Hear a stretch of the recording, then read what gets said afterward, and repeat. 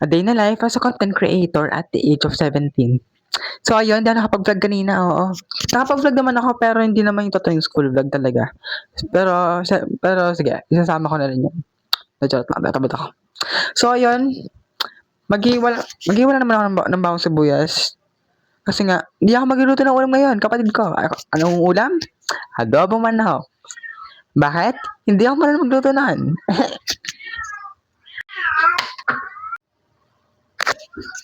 wait lang, hindi ko alam kung paano ko susuot itong mic. Wala na kasi siyang clip eh. Pero, siguro,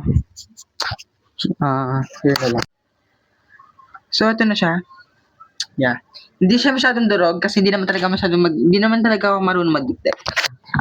So, Be, okay na. Be, hold okay talaga.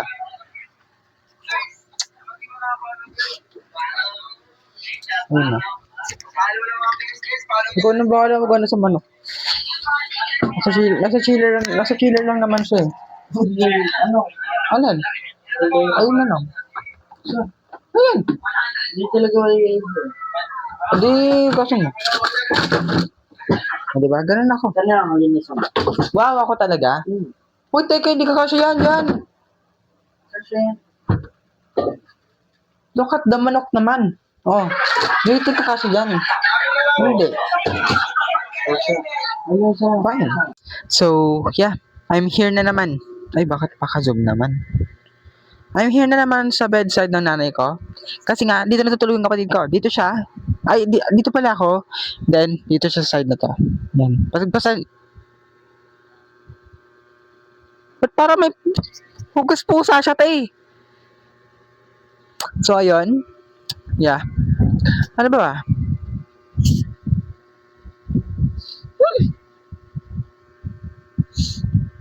Okay. Wala naman ako makikwento sa araw na to.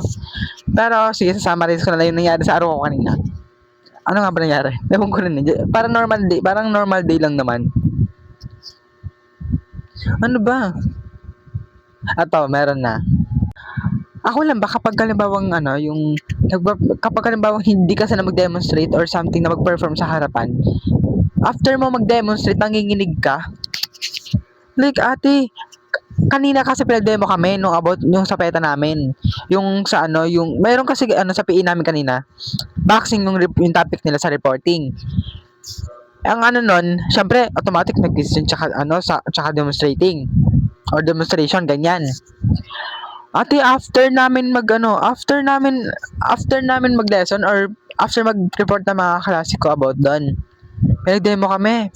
Ang ending, pagkatapos namin mag-demo nung kaibigan ko, nung kaklase ko, kasi by partner yan after namin, tinanginginig ako. Asan yung ginig ko ganyan Asan talagang ganyan Asan talaga, pagkatapos ang nun, syempre, pagkatapos nun, i-chat ko yung mga pinsan ko na kesyo, ganito, ganyan, parang, kumbaga, wala akong jowa, pero nag-update ako sa kanila, ganun. Pakalapit ko naman yung mic, dinasisigaw ko na kayo. But, hindi ko rin alam. Pero ayun, yun lang naman. Yeah, yun lang. Mag-edit pa ako.